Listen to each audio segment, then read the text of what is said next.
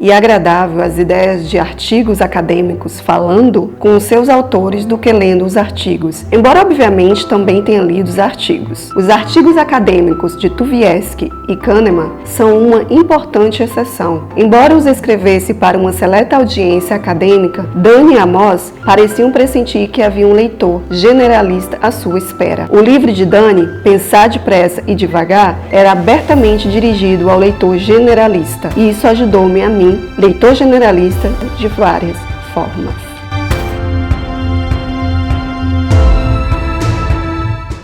Seja bem-vindo a mais um vídeo aqui no LI, e a nossa conversa de hoje é sobre o livro Refazer, do Michael Lewis. Antes de começar a falar a minha experiência literária, eu queria te pedir aqui no início desse vídeo que você se inscrevesse se você não é inscrito, que você compartilhasse esse vídeo para as pessoas que se interessam pelo tema e curtisse se ao final desse vídeo eu tiver dito algo que te acrescentou de alguma forma. Nós somos um canal relativamente novo, a tua inscrição, a tua curtida, o teu comentário ajuda bastante o canal a chegar às pessoas que estão em busca desse tipo de conteúdo. Dito isso, tenho que dizer outra coisa também igualmente importante. Antes de começar a falar sobre a minha experiência de leitura, eu quero dizer que eu não sou especialista nesse assunto, que a minha opinião é total leiga, e é claro que os especialistas em psicologia comportamental e os economistas, eles se beneficiaram muito mais com essa obra do que qualquer outro leitor leigo. Dito isso, eu me encontrei nesse livro quando o narrador começou a contar as histórias separadamente do Daniel e do Amos. Primeiro, eu realmente não conhecia, nenhum dos dois. Conhecia o Daniel por conta do livro, mas só de ouvir falar. De repente, o autor vai nos contando a trajetória pessoal de por que cada um age do jeito que age, por que o Daniel é tão desconfiado, por que o Amos é tão confortável, do jeito de ser, cada um com o seu jeito peculiar. O Daniel, a gente encontra um Daniel fugindo da guerra, do Hitler atrás dos judeus. A gente vê aquele percurso dele fugindo durante anos, e depois o pai morre, e aquele sofrimento todo do Daniel faz realmente ele se tornar a persona que ele vai se tornar no futuro. E é claro que o autor conta isso para que a gente entenda tudo que eles vão fazer depois, quando se encontrar. Em paralelo a isso, a gente também conhece, é apresentado ao Amos, totalmente o oposto, super confortável, mas também tem as suas questões pessoais, tem suas peculiaridades de olhar o mundo, vai contando como ele é aquela pessoa carismática, A impressão que passa é que o Amos é tão confortável no corpo dele, ele conseguia tirar das pessoas as percepções, as pessoas faziam percepções sobre o Amos, sabe? Ele conseguia fazer com que as outras pessoas se sentissem, eu até agora não consigo entender muito como o Amos conseguia fazer isso, mas onde ele estava, ele era o centro das atenções. Era uma pessoa que falava muito bem, era uma pessoa que conseguia dominar a atenção de quem estava em torno, fazia com que as pessoas tivessem, se ele tá falando comigo é porque eu sou inteligente. É uma coisa assim que pra mim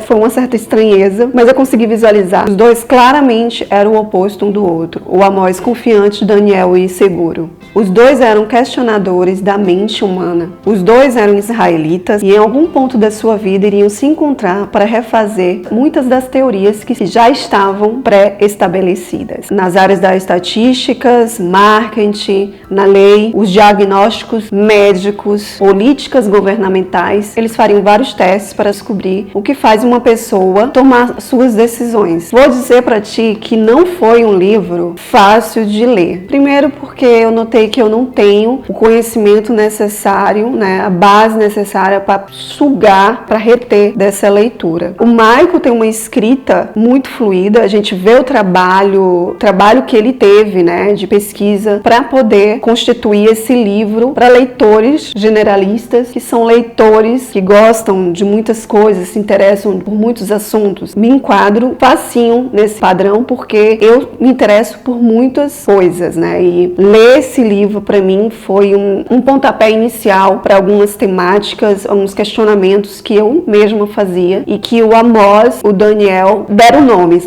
A gente vê aqui no final do livro as considerações do autor, os agradecimentos, documentos, as fontes, os artigos que ele usou, né, que já estavam aí. A gente percebe que toda a história deles, né, já foi escrita, já tem uma perspectiva. Alguém já falou sobre isso, o autor até comenta no livro que a viagem dele para Israel, para poder falar, dizer que queria escrever um livro sobre os dois, ele se sentiu muito apequenado, né, porque as pessoas sabiam falar tão bem dos dois, e ele ficou, o que é que eu preciso, né, escrever um livro sobre esses dois caras. Mas graças a Deus que ele escreveu, porque se o público-alvo desse livro for pessoas generalistas, for pessoas que são leigas no assunto, ele conseguiu algum êxito. Para mim foi um clarear de ideias, porque realmente existe muito conhecimento que poderia ser falado de uma forma didática para algumas pessoas e elas poderem ter esse acesso de conhecimento, mas quando a gente pensa em um livro mais acadêmico, claramente eu não sou o público-alvo desse livro, porque